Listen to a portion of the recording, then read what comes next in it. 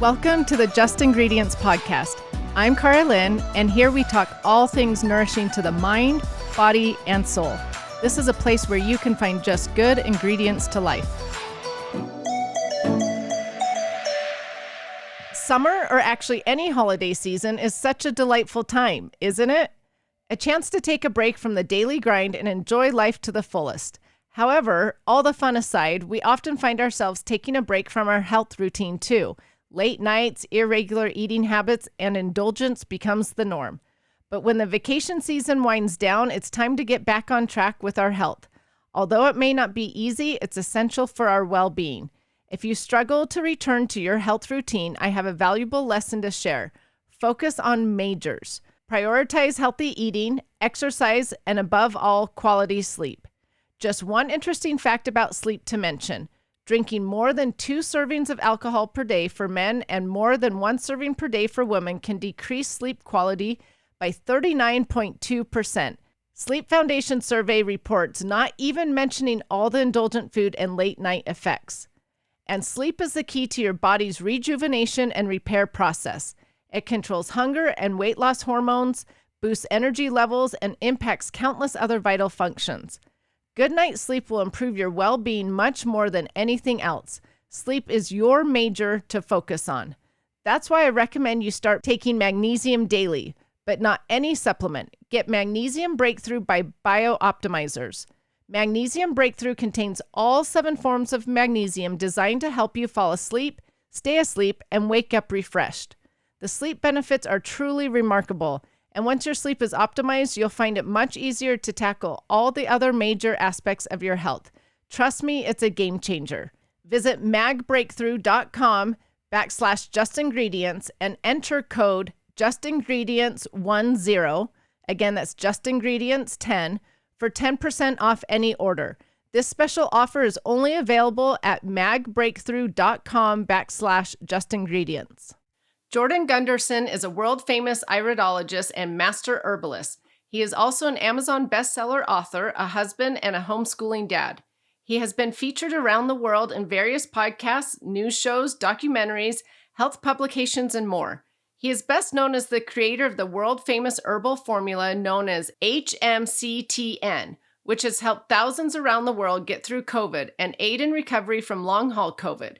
He has also pioneered the first family iridologist program to empower families to take a proactive approach to health by learning the fundamentals of iridology in the comfort of their own homes. He runs Health Saves, an organization dedicated to helping individuals make healthier choices through faith, herbs, and food.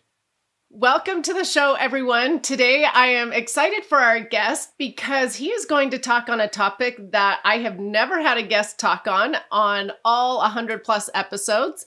And so I will tell you what that topic is in just a minute, but welcome to the show, Jordan. Thank you very much for having me. I'm excited to be here. Well, like I just told the audience, it's a topic we've never heard about before on this show. So it's called Iridology, you guys. That is what he does. And so before you tell us, though, about that, will you just tell us a little bit about yourself and your background and maybe how you got interested in iridology? Yeah, absolutely. So I'm now in a place where I never thought that I would be. And I think that's kind of similar to a lot of your guests that you've had on.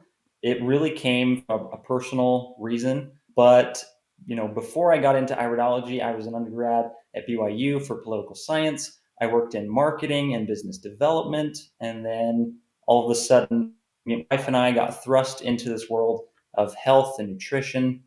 My wife had had 13 different health conditions that she was diagnosed with right when we got married.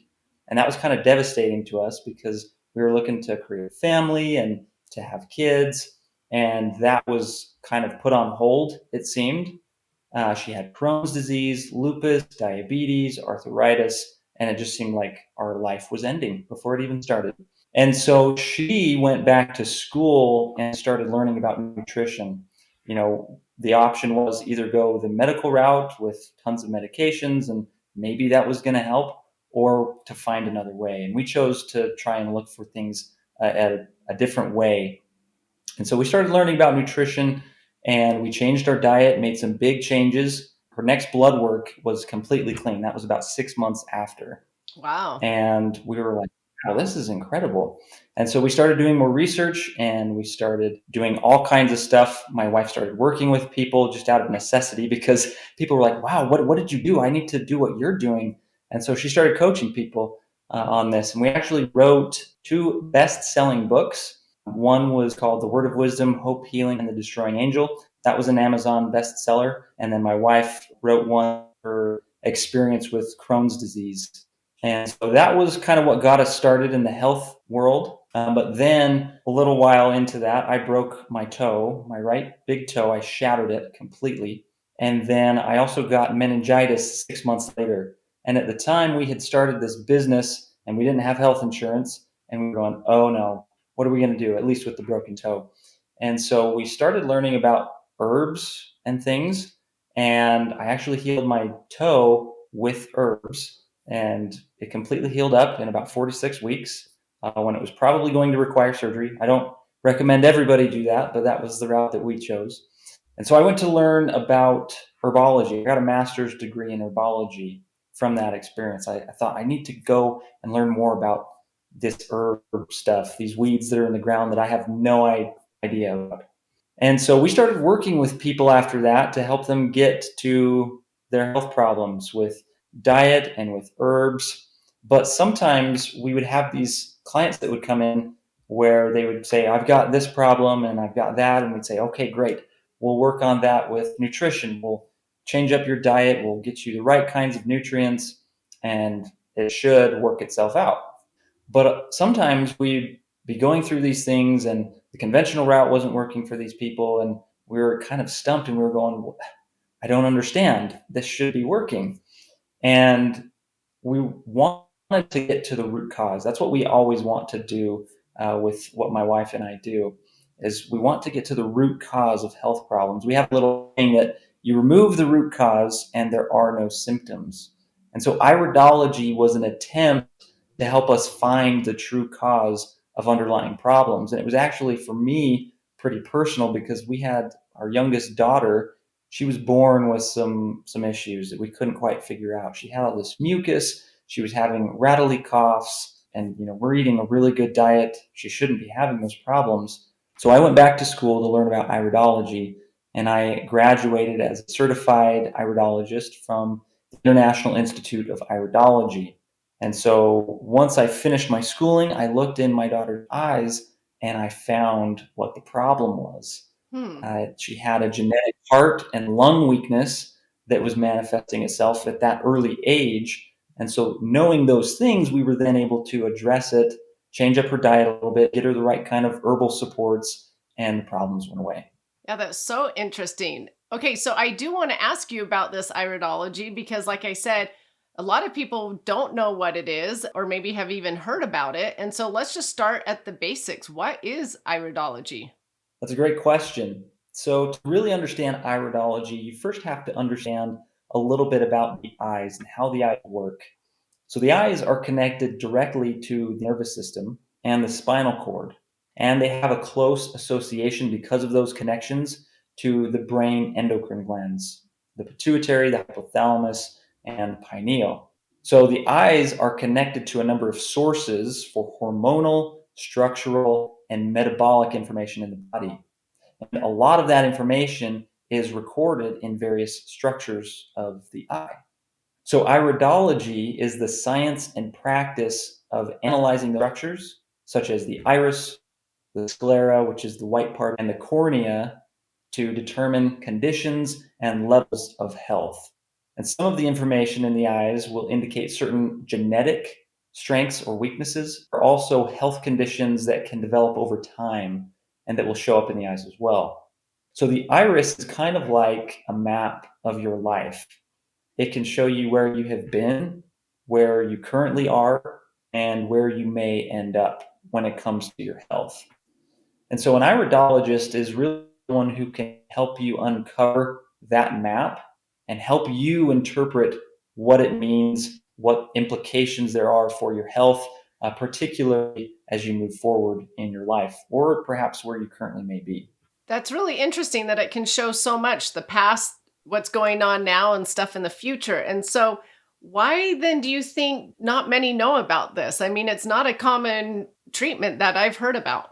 Yeah, that's a great question. I think a lot of it has to do with some of the history with iridology because it is something that has been used for quite literally thousands of years, beginning with the ancient Babylonians, the Egyptians, the Chinese. Pretty much every culture had some form of iridology. I mean, even recently, archaeologists have found Egyptian hieroglyphs that have an eye with certain organs located in various parts of that eye, Hmm. indicating that the eye is kind of a map of the body, and whatever shows up in those areas will be associated with those organs. Alexander the Great, his doctor in his army, would select soldiers for duty based on how their irises appeared. So the closer together those iris fibers are, so if you go and look in the mirror, you'll see all these little fibers in your iris. And the closer those are together, the stronger a person is going to be mentally, physically, emotionally. And that's something that's still true today. But as far as why people don't understand or know much about iridology, a lot of it has to do with what happened in the early 1900s. Iridology was practiced pretty widely in the early 20th century. However, due to economic and political pressures that came partly from the Flexner Report and the burgeoning pharmaceutical industry, iridology was eventually dropped from the curriculum in medical schools, along with many other natural modalities such as homeopathy and herbalism. Those things started to become less used and less taught, and they kind of just fell off the face of the earth in terms of what was being taught in medical schools. However, in Europe, it was still being researched and still being taught quite a bit. It was kind of held on life support here in America with a few people, mostly naturopaths, practicing it. Bernard Jensen is probably considered the father of American iridology, and he's what kept it alive. But with two world wars, there kind of became a schism between the information flow between Europe and America about iridology. And over in Germany, there were two iridologists by the name of Joseph Deck and Joseph Angerer, and they're really fascinating guys. Joseph Deck and Joseph Ungerer, they have very similar stories. They were drafted as medics by the Nazis in World War II, and then they were captured by the Russians.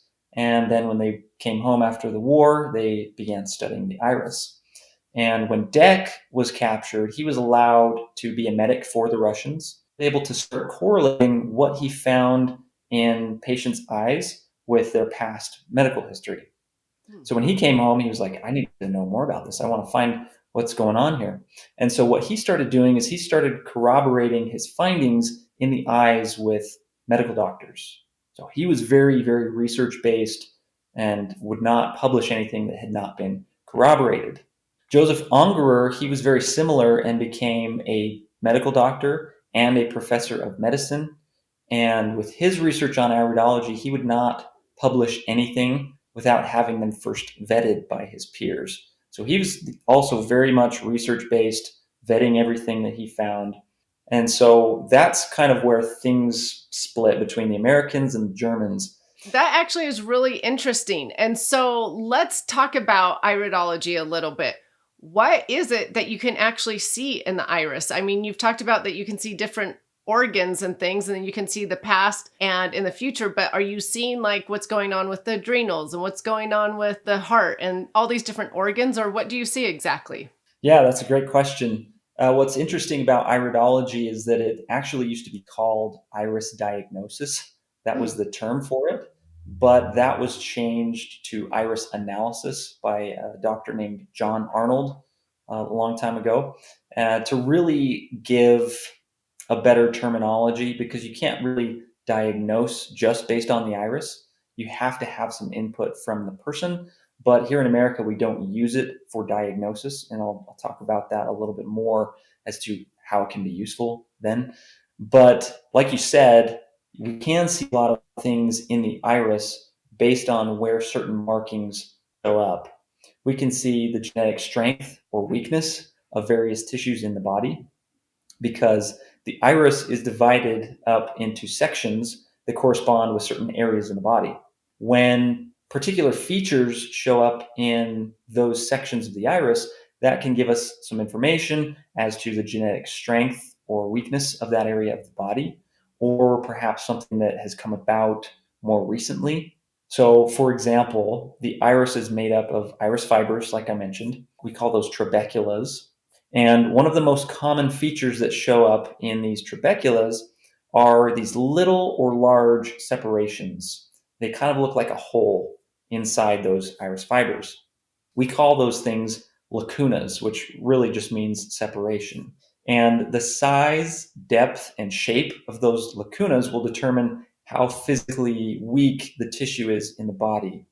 So if there's a lacuna in the lung area, for example, there may be a tendency to tissue weakness inside the lungs. And depending on how deep it is, that will determine the severity. So if it's pretty shallow, it's not going to be a big deal. But if it's pretty deep, that may be a large problem. And those weaknesses tend to manifest themselves more as a person ages. We can also see things that have accumulated over time, like I mentioned. And these are things like an under acid stomach or too much acidity in the body, colon congestion, blood sugar regulation problems, cholesterol plaque buildup, iron absorption irregularities, and things like that. Wow, that is really interesting. You can see all of that in the eye. Okay, Mhm. so is there a common health condition that you commonly see in people's eyes today or no? Yeah, there's quite a few that I often see. One of the biggest ones that I will see is an under acidic stomach. And this often appears as a dark ring immediately around the pupil. If you go look in the mirror, you might not be able to see it because it's so tiny. And that's why I use a camera to take digital photography, take really high quality pictures of people's irises, and then I throw it up on the computer screen so I can really make a good analysis. So that's one common one that I'll often see is an under acid stomach. And I think that has to deal with a lot of dietary things. That's caused by a lot of dietary things that we have going on today. Lots of processed foods contribute to not having enough hydrochloric acid in the stomach to break down your food and absorb your nutrients the right way. So that's a really common one. Another common one that I'll see is pancreatic pigmentation, and these show up as little orange pigments inside the iris. And that's an indication of some blood sugar regulation problems. Hmm. And what's really interesting about this is that it's not like blood work. When a doctor is looking at your blood and they'll find some markers and they'll say, "Oh, you have diabetes." This is very different. We can often detect things a lot sooner than doctors can often detect things. But we don't say, "Oh, you've got diabetes." We say, "Oh, you've got a blood sugar regulation challenge." So we have to use different terminology so that we're not stepping into the medical world, because I'm not a doctor. I can't diagnose diseases, but we can tell a lot about your health from things that are showing up in the eyes. And pancreas problems, that's a big one today. You know, I'm not surprised because I've been told by numerous doctors on here that 80% of people deal with insulin resistance. And so I'm sure you see a lot of that then in the eye. Yeah, absolutely. That is a huge problem. And it goes back to a lot of dietary things, processed foods, and really high sugary foods combined with fat. And that combination is not a good combination. And so that just puts a really big strain on our pancreas to work really hard. And back to the one of not having enough stomach acid, I find that really interesting because, again, it was like 69% of people have digestive issues. And that is a lot of people not being able to absorb their nutrients and break down their food to get all of those important nutrients from their food. And it's people supplementing with all these supplements, but yet not absorbing that because they're not even breaking down the supplements. And so I found that really interesting about the stomach acid. Yeah, that's a huge one because it also leads to so many other things, like you're mentioning there. A lot of times, when somebody has an under acidic stomach, they will often have an over acidic small intestine and colon, Hmm. because that food is not getting digested, it's not being broken down in the stomach. So then it's not digesting very well in the small intestine, and in the colon, and it starts to ferment in the wrong places. We should have some gut fermentation inside the colon, but not so much in the small intestine. And that creates a really acidic environment. And when we have that kind of acidic environment, that's prime territory for things like cancer, bacteria, viruses, fungus, parasites. But those are things that we can't see in the iris. We can't see cancer, we can't see viruses, we can't see parasites, even though some iridologists may claim that you can. Okay, so that's interesting to know that there are certain things you definitely can see and help with, but there are some limitations to this. Yeah, there are some limitations. We can see a lot of different things. We can see things like colon congestion, kidney congestion, lymphatic congestion, liver congestion, inorganic salt buildup inside the arteries, poor circulation. In my analyses with people, I go over 130 analysis points. Oh, wow. So there's a lot that we can see, but there's things that we can't see. We cannot see things like cancer. We can't see tumors. We can't see candida overgrowth. We can't see diseases by name. We can't see blood cholesterol levels. We can't see blood glucose levels. So there are some limitations there. So that everyone knows, I actually did a really quick analysis. You did it for me at a health conference that we were at, and you just did it really quick. Usually it's like you said, you come to your place and you actually explain how you do it, and then I'll tell you what I was going to say about mine. So what I will do often is I'll have people come to my office and we'll take pictures of their irises. And depending on what the person wants to do, we can either analyze those pictures right there pretty briefly, or I can compile a full report on their irises. And I feel like that's the most valuable because this is something that you can refer back to quite a bit. And it gives you a whole readout on every organ and major structure in your body, as well as things that may have accumulated over time.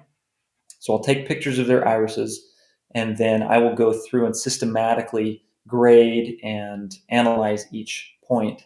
I can also do, and this is what most iridologists will do, is they'll use a light and a lens and just look at a person's eyes right then and there. However, I feel that photography is the best way to make that analysis. Yeah, so because, like I said, I met you at a conference and you just did a really brief one. You took the picture and then just did it from there. But I was so intrigued by you because you said, oh, you've had adrenal issues. I can tell from your eyes that you've had that in the past or still having it. And I'm like, yeah, I've had adrenal issues since I was in my 20s. And so, how is it that you see adrenal issues? It will often appear as a little, either a lacuna, like I mentioned, one of those genetic weaknesses. And what that indicates is that there may not be enough blood flow coming to that tissue to give it the nutrients that it needs. Or it may mean that in some way that tissue didn't develop right at birth. It could be genetic factors that your parents or grandparents passed on. And what often happens is a person may have a weak tissue in the adrenal glands, for example, but that doesn't necessarily mean that they're always going to be weak. What will often happen is that when a person experiences stress in their life, any kind of stress, whether it's physical, mental, emotional, any kind of stressor will put a strain on that area that's weak inside the body. And that's when they'll start to manifest. And so when a person ages, they've usually been under a lot more stress throughout their life. And so that's when those things start to show up a lot more, is when there's some kind of stressor that triggers that tissue to act up or to not be functioning properly. Okay, that's so interesting. So I was at the conference with a friend and you also looked at her eye really quick. And I can't remember what you said, but it had to do something with the color of her eyes. So can the colors of your eye tell you different health conditions? Yeah, absolutely. There's a subset of iridology known as constitutional iridology. And within constitutional iridology, there are only three types of eye colors. There is the blue, which we call lymphatic iris type, and this can appear blue or blue green or gray. And what's interesting about people who have green eyes, usually they will have blue iris, but they will also have some yellow pigmentation. And that yellow pigmentation is an indication of some kidney congestion, some kidney challenges. And interestingly enough, lymphatic iris type, this blue iris type, they are more prone to things like lymphatic congestion, kidney congestion, over acidity problems, and skin eruptions. Hmm. There's also the mixed iris type, which is a mix between brown and blue. We call that a biliary iris type. And these are light brown irises. That's how they appear.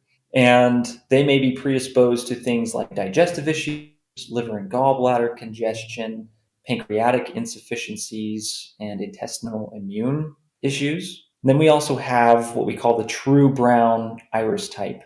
And these are like really dark brown eyes. It's also called hematogenic. And those iris types will be prone to things like liver and gallbladder congestion, iron metabolism issues, varicose veins, and heart disease. Those are all some kind of general predispositions that someone with that iris type will have. But what's really interesting is that each person in the world has blue eyes. Most people in the world, however, have melanin pigment deposited over the iris fibers, those trabeculas, so they appear brown. Hmm. I've had people who have super dark brown eyes come in, and we take pictures of their irises, and I say, "Hey, look at this," and we zoom in really close, and you can see the blue underneath where that pigment didn't get deposited away. Now, a long time ago in American iridology, there was this belief that, everybody in the world has blue eyes, which is true, but there was this belief that if you had brown eyes, it was actually an indication of a lot of toxins in your body. And you had to do a lot of cleansing and your eyes would go back to being blue. So these people would do all these cleansing programs for years and years and years, and nothing would happen. Their eyes wouldn't change. And so that's kind of where iridology got a bad reputation as being kind of hokey. That was kind of one of the things because these people would do all this cleansing and it wouldn't change their eye colors at all. Now, there are some brown colors that can be an indication of toxins, but not something that's genetic, like, or your whole eye is brown. That's just something you're always going to have. And so doing a certain amount of cleansing isn't going to change that necessarily. Okay, I'm still confused on this blue eye thing because you learn in your genetic classes, right? That, some have blue eyes, some have brown eyes, etc. So you're saying all people have blue eyes, but it's just pigmentation over the blue eyes causing them to be the brown or the green or things like that. Right. The current thought is that people who have blue eyes are actually a genetic mutation. So, where they don't have that melanin pigment, that's the genetic mutation. Hmm. So, everybody in the world still has blue eyes, but the people who have the true blue eyes, when you look at them, it looks blue. They're the mutants who don't have that melanin pigment. So, that's kind of the pervading thought. You learn something new every day. I just learned something new today. So, another question I have for you is, can someone use this just for diagnosing their overall health conditions or like their overall wellness? Would that be a reason to come see you? Yeah, a lot of people who come see me come for a couple of different reasons. The main one is often they're looking to get healthy and they don't know where to start. They know they've got some problems, but they're not really sure.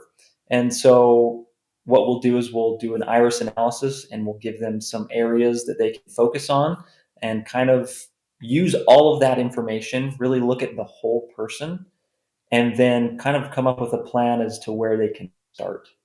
And this is for anybody who is, a little more, they want to work with their doctor. That's great. This can help inform your doctor as to where you can start working and where you can look.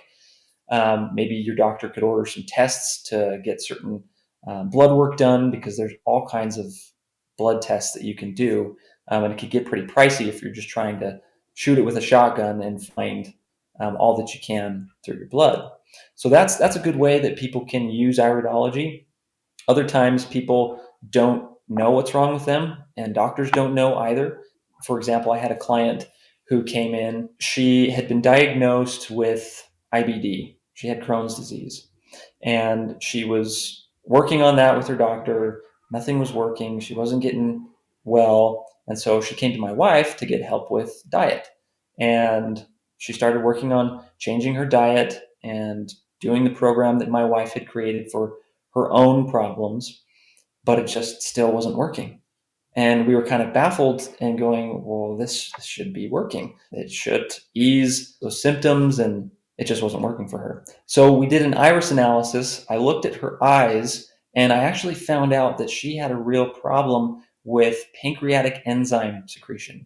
So her pancreas was not secreting digestive enzymes well enough, and so her digestion was really poor. And so we started working on that part of things, and her problems started to clear up. Wow. So iridology is really good at helping to find the cause, particularly when you think you might know what the cause is and what you're doing just is not getting to the cause. There was a man, a Swedish pastor, he was one of the fathers of iridology. His name was Nils Liljeqvist. And he said that a man can lie, but the eyes never lie. Love that. It's so fascinating what you can find within the iris and within the eye. Okay, so I have another question. So I'm just thinking, like, if I came to you, well, like I did, and I saw that there's adrenal issues, I'm just wondering how you integrate this with medical people and with other health practices. Because do I go to a doctor and say, hey, some guy saw in my eye that I have adrenal issues, can you help me? And they're probably like, who did you go see? And why is some guy looking in your eye? Like, how do we get these to complement one another?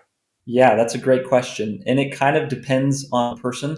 I've had people who were completely mainstream, wouldn't touch dietary protocols, wouldn't touch herbal protocols with a 10-foot pole.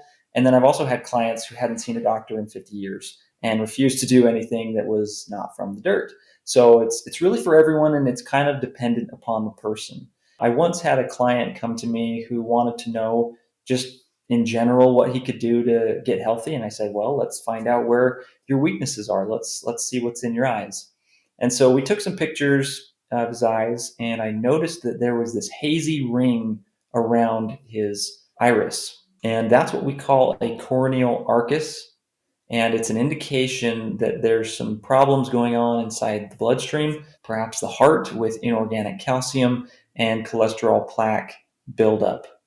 And so I asked him, I said, hey, have you met with your doctor recently? He's like, oh, yeah, I go regularly. I visit with my doctor. And I said, has he said anything to you about your heart, about maybe heart disease, anything like that? And he said, no, he says, my heart's looking great. And I said, well, I think you need to go meet with a cardiologist because what I'm seeing here looks pretty serious. And that's the first thing that I'm going to have you do is you need to make sure that there's not a problem. And so he went to meet with a cardiologist about a month later, and it turns out that he had a major blockage in one of his main arteries. Wow. So if he hadn't gone to see that cardiologist, he wouldn't have had those two witnesses, what I told him and what the cardiologist told him, that there was a big problem that he needed to take care of. And so that's one example of someone who, wanted to work with his doctor, and that's great. I'm fully supportive of that. But I also had another client who didn't want to go to doctors. She didn't want to take care of her health in the normal way that most people do. She wanted to do everything natural. She was very go-getter. I'm going to figure it out. I'm going to do things on my own. And so she wanted me to help her know where to look. And one of the problems she was dealing with was chronic seizures. And doctors really didn't know what was causing them. And it's kind of what led her to not want to go that route. And when I looked in her eyes, I found that there were some serious pancreas and blood sugar challenges. And I said, hey, have you ever struggled with like low blood sugar or high blood sugar? And she was just kind of like, oh, well, I don't know. And so I said, that's the most important thing, I think, for you. I have a hunch that that's playing a big role in what's going on with your seizures. So if I were you, I would really get a handle on the blood sugar. And so once she started doing things to stabilize her blood sugar, make sure it wasn't going too low, make sure it wasn't going too high, she stopped having seizures. And so for her, it was, she wanted to do it on her own. So that's just one example to contrast the other example. Somebody who wants to do it on their own, that's your choice. Somebody who wants to work with their doctor, that can totally happen as well. I mean, if you tell a doctor that, hey, I met with this iridologist and they told me X, Y, or Z, they're going to kind of roll their eyes. That's just kind of the reputation of iridology in this country. Whereas in other countries around the world, medical doctors use it. I think in Russia, you have to be a medical doctor to be able to use iridology. You can't just be some normal guy like me. Well, that's also fascinating. And I really wish that in America we would just use all of these alternative ways of, looking at the body and use them all together. I have a story that is sort of goes along with this, but it was with foot zoning because same thing, they can sort of see what's going on in the body, but they can't diagnose, per se. And so I was getting a foot zone done and they were saying, "Oh, we feel something in your transversal colon. You should maybe go get a colonoscopy." And so I just went and got a colonoscopy. I didn't say to them, "Oh, my foot zoner told me to come here." I just went and got a colonoscopy. And sure enough, they found a polyp in that transversal colon. And so I feel like the iridology is the same thing. Like, here, we can help you with your overall health and show you and see what's going on, but then take this info if there is something concerning or, a health issue, take this health issue to the doctor. Yeah, absolutely. And we can say, you've got this problem that you're predisposed to. You might want to focus on that. Here are some things you can do diet wise. Here are some herbs that have been known to support that particular area. And that's kind of what I do is help people know what all the options are so that they can choose for themselves and really make an informed choice. So they don't just go and get on medication because that might not be right for every person. Oh, I love that you mentioned that because it can be really helpful in preventative measures then too. I mean, if you see that you've got maybe potential heart issues, then that's something you can always be concerned of and be aware of and work with a doctor on. Yeah, each person's unique and you can't approach things in a cookie cutter fashion. So, how a certain type of feature manifests in one person's life may be different than how the same kind of feature manifests itself in another person's life. So, you really have to look at the individual, then also look at the complete picture. Like I mentioned earlier with the under acid stomach. What is that under acid stomach doing to the rest of the body? That's also a big part of it. I think a lot of the problem today in the health world is that it's very reductive. We reduce things down to the smallest part, and in the process, we lose sight of the whole person. So, for example, if someone gets diagnosed with diabetes and they start taking insulin, they're often not thinking about the role that other organs play in that insulin resistance. The liver plays a huge role in blood sugar management, as do the kidneys and the adrenal glands. What if the person has some issues going on there?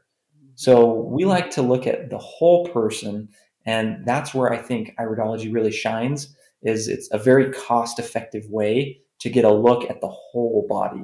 I love that there are things out there that help people understand what's going on inside their body and to see their overall health.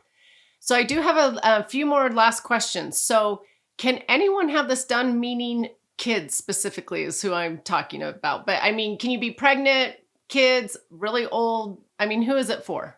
Yeah, that's a great question. You can use it with kids. You can use it with babies if you're trained to know how to work with them. I mean, it's a little bit harder with kids up until about age 5 or 6 when they can kind of sit still for just a split second to get that picture taken.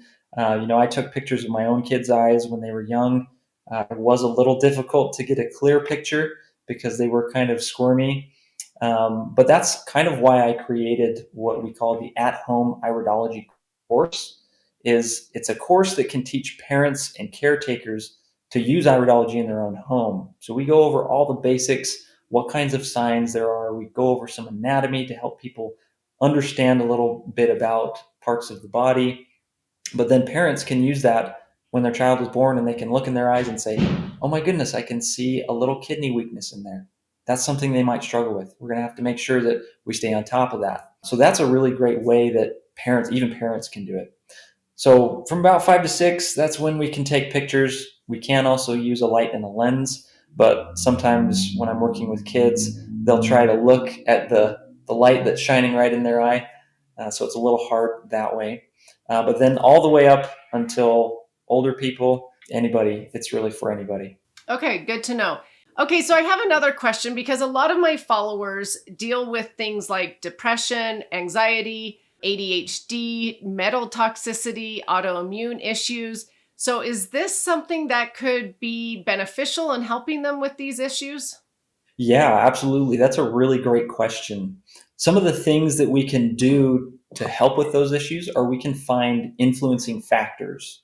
So, for example, with something like depression, it's oftentimes we see some kind of toxic buildup inside the colon, or we'll often see some liver congestion. I've seen those things in a lot of people who've said that they struggle with depression or anxiety. Anxiety, another one I'll often see is the person will have some kind of adrenal weakness. And so, by knowing what influencing factors could be playing a role, then the person can do things to unwind some of those issues. We can also see oftentimes metal toxicity inside the body, not all the time. And I think most people kind of have some kind of heavy metals in their body these days. But that is something that we can see when somebody has a lot that's built up. It will often show up in the iris. We can't say what kind of metal it is. We can't, name it or anything, but we can see some of those things. And so, knowing what those factors are can help put you on the right path to unwinding that. Wow, this could really be beneficial to a lot of people because I have a lot of followers that deal with depression just because that's my story. And so they follow me. But I always tell them you've got to go figure out what your root cause is. Depression's your body screaming at you that something is wrong, that it needs help, it needs nourishment, it needs something, right? And so this would be Yeah. another way for people to maybe just go see what their underlying root cause is, correct?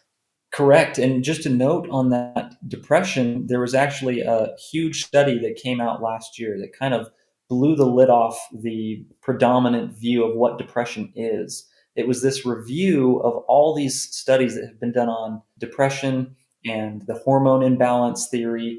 And what they found was that people who had depression still had high levels of serotonin. And so they were going, that's kind of weird. Depression isn't just caused by a hormone imbalance. That was their conclusion, and that it's multifactorial. And so that's why it's really key to find, like you're mentioning there, what that person's root cause is.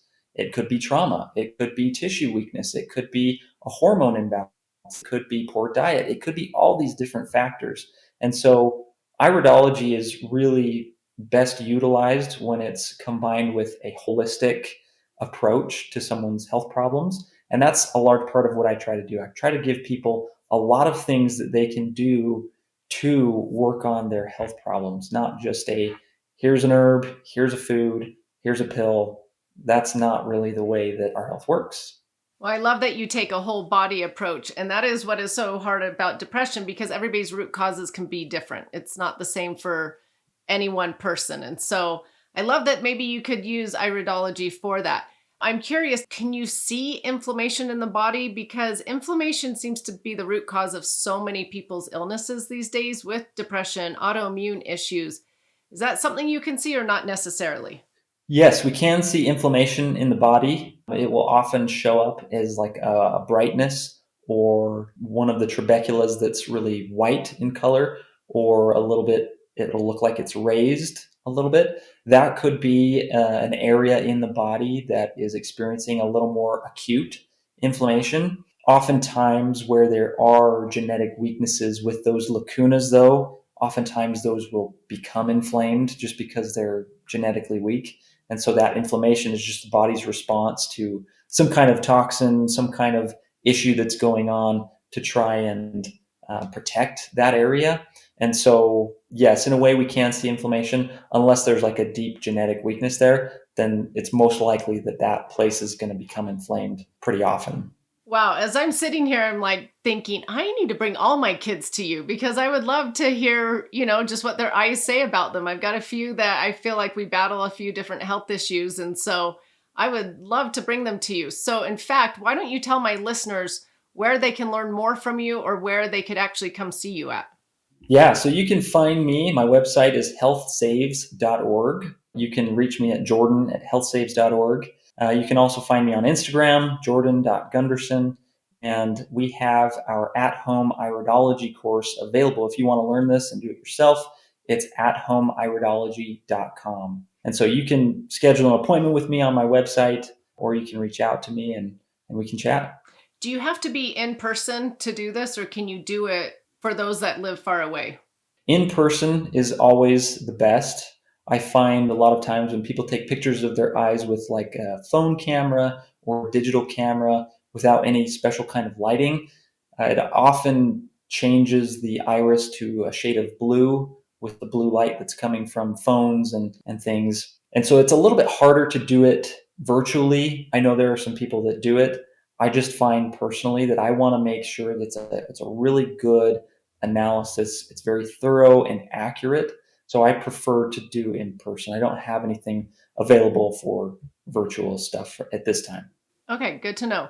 Well, thank you so much for being here. I really appreciate it. I know this was very eye-opening to all the followers. I'd be impressed if some even knew what iridology is. So I'm thankful that you do it, and hopefully we can spread the word out there so it becomes more and more trendy or more and more used. Do you feel like it's becoming more used these days? Are people learning about it? Yeah, I do feel like a lot more people are learning about it. I have seen multiple people who have asked me about iridology, and have asked me how to learn about it. I've also seen people on social media talking about it. So I feel like it is kind of becoming more more used, especially here in the United States. I know for a fact that it's used a lot in other countries, particularly in South America. A lot of doctors in South America and even in Mexico will use iridology. But I do feel like a lot more people are looking to it, particularly because of, I think there's a mistrust in the medical system that has kind of grown over the last few years. And so I do feel like it's kind of growing. I love it. I feel like people are waking up to nutrition. What they put in their body is really important, but they're also realizing that there's lots of other different treatments out there and different ways to see what's going on with your health. And so I'm really glad to have had you on today to teach my followers and listeners about iridology. So thank you so much for being here. I always end my show by asking my guests what they have found to be the best ingredient to life. What would you say it is? I think one of the best ingredients to life is knowledge. The book of Hosea in the Bible says that my people are destroyed for lack of knowledge. And it's knowledge about how our bodies work and nutrition that saved my wife's life.